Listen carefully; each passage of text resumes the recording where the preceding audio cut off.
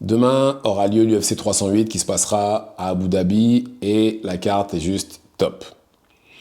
J'ai l'impression que l'UFC est arrivé au dernier trimestre de l'année, ils mettent le turbo pour qu'on ait les meilleures cartes parce que regardez l'UFC 308, 309, 310, les cartes sont juste géniales. Mais là, je vais vous donner les pronos de 3 combats du main event, notamment le main event, co-main event et le 3e combat. Alors, on va commencer tout de suite par Ankalaev contre Rakic. Oui, j'ai pris quelques notes. Alors, c'est un combat qui sera en light heavyweight.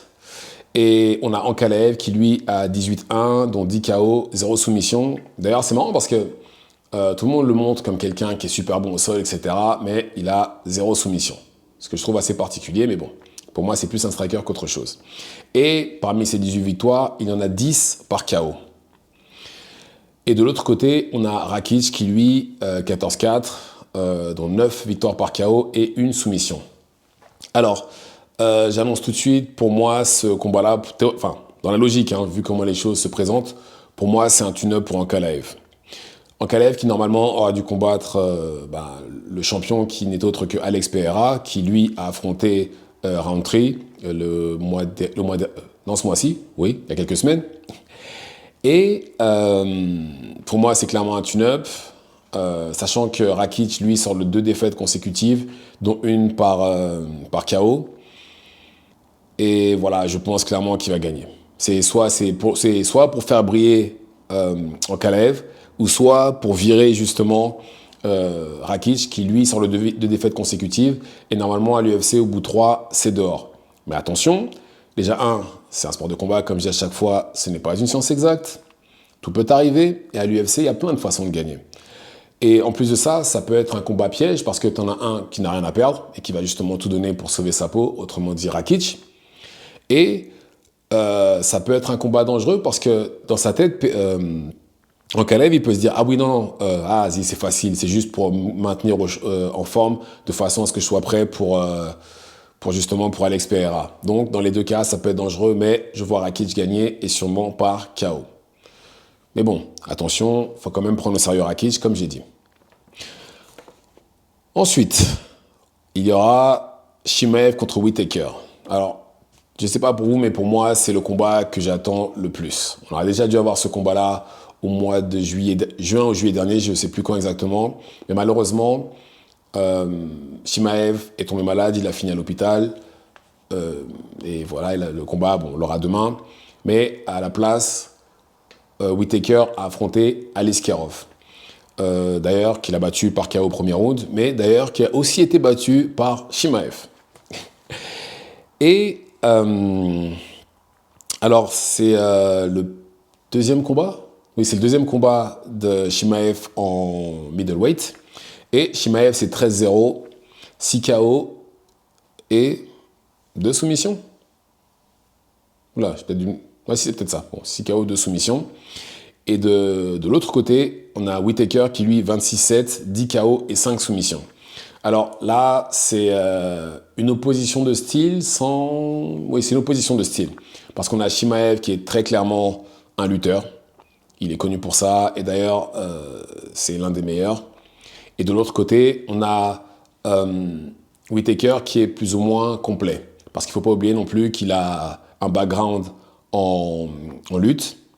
Et ça reste l'un des meilleurs. Et c'est sûrement celui qui défend le mieux la lutte. Mais voilà, on a de l'autre côté, on a Chimaev qui, lui, qui ne lutte pas comme ceux qu'a affronté Robert Whittaker, parce que la lutte des gens d'Europe de l'Est et d'Asie centrale n'a rien à voir avec celle du continent américain. Et Chimaev, invaincu, très très explosif, très très dangereux. Une fois qu'il vous a attrapé, il faut considérer c'est presque fini, on va dire, pas fini, mais bon, il y a de grandes chances que vous perdiez au moins le round. Mais d'un autre côté, Chimaev et le fait qu'il soit autant explosif fait que il dépense énormément d'énergie. Énormément d'énergie. D'ailleurs, c'est ce qui s'est vu lorsqu'il a combattu contre Burns et contre Ousmane. D'ailleurs, Ousmane, c'est un remplacement de dernière minute. Et très franchement, ces 2 combats-là, je pense que si ça avait été des 5 rounds, il aurait perdu les 2. Et là, c'est un 5 rounds. Ça va être l'occasion de voir comment il va gérer son énergie. Et justement, pour moi, ça va se jouer là-dessus. Et je pense que, déjà, je pense que si Robert Whittaker arrive à gérer justement en striking, à maintenir la distance et bien entendu à défendre la lutte comme il le peut, pour moi, il y a des chances qu'il gagne le combat si ça passe le deuxième round, on va dire. Ouais, si ça passe le deuxième round, théoriquement, Chimaev, enfin, après, bien entendu, je pense qu'il a dû préparer son combat d'une manière différente que ses précédents. Mais quand même. Et aussi, il ne faut pas oublier que Chimaev sort d'un an d'inactivité. Et d'un point de vue expérience, c'est du côté de Robert. Robert a affronté tout le monde. Vettori, Duplessis, qui d'autre encore Adesanya 2 fois, Romero, Cannonier. Il les a tous affrontés dans la catégorie. Il a affronté les meilleurs. Il a beaucoup d'expérience. Maintenant, après, il a quand même pas mal de défaites. Est-ce qu'il est endommagé? Ça, justement, on verra ça demain. Mais voilà, je pense que dans les 2 premiers rounds, je pense que c'est la meilleure. Enfin, ça dépend de comment aura géré bien entendu son combat Chimaev. Mais dans les 2 premiers rounds, je pense que c'est là où il a le plus de chances de gagner. Par contre, si ça s'étend, je pense que Chimaev devrait le battre et sûrement par KO.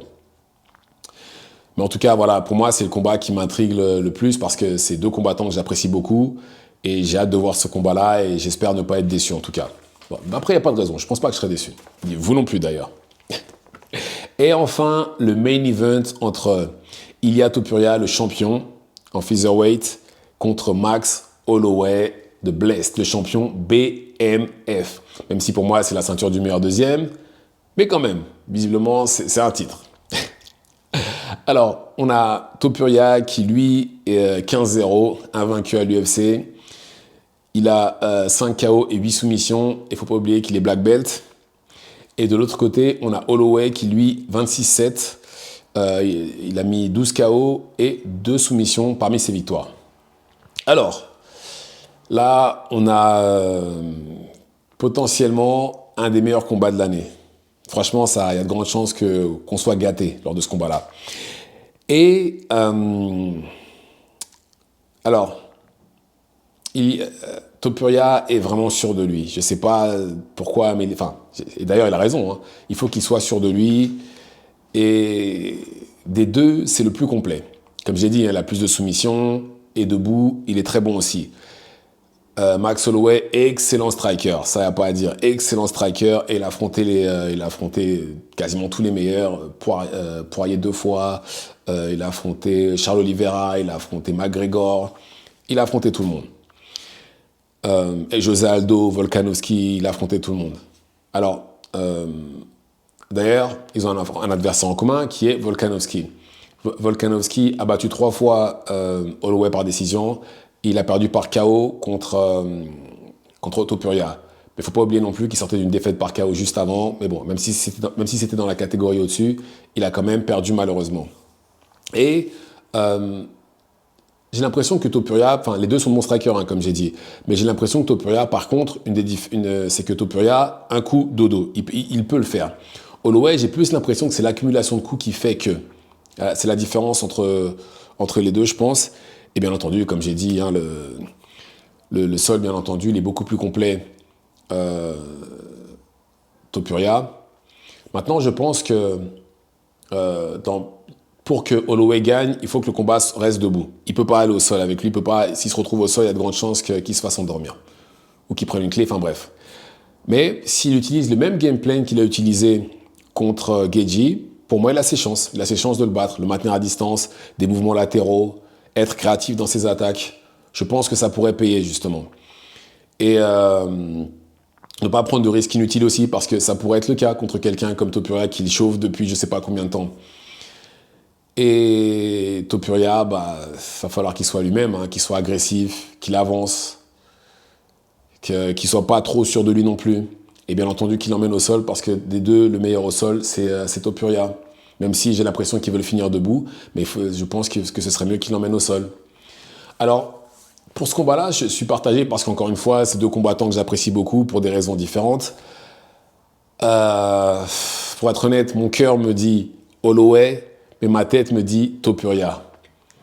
Je sais franchement, ce combat-là, je sais pas quoi dire. Je sais pas trop, parce que là, je suis vraiment partagé entre les 2.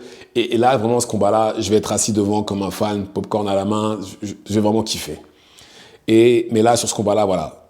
Le cœur me dit Holloway, la tête me dit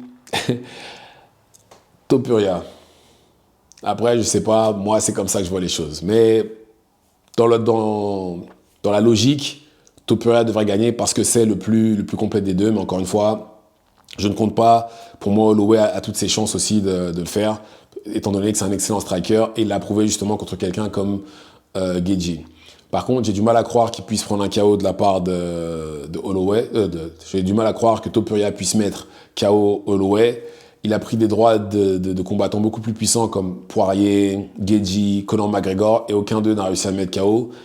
Donc je vois pas pourquoi quelqu'un théoriquement qui fait dans sa catégorie en featherweight, qui théoriquement est plus léger que lui ou plus léger que ceux qu'il a affrontés, arrivera à le mettre KO. Maintenant après voilà. Tout peut arriver, ça reste un sport de combat. Comme vous le savez, ce n'est pas du tout une science exacte. Donc voilà. Donnez-moi vos prédictions, enfin vos pronos dans les commentaires. Activez la cloche de façon à être tenu au courant quand je posterai de nouvelles vidéos. Et c'est tout pour moi. Ciao, ciao.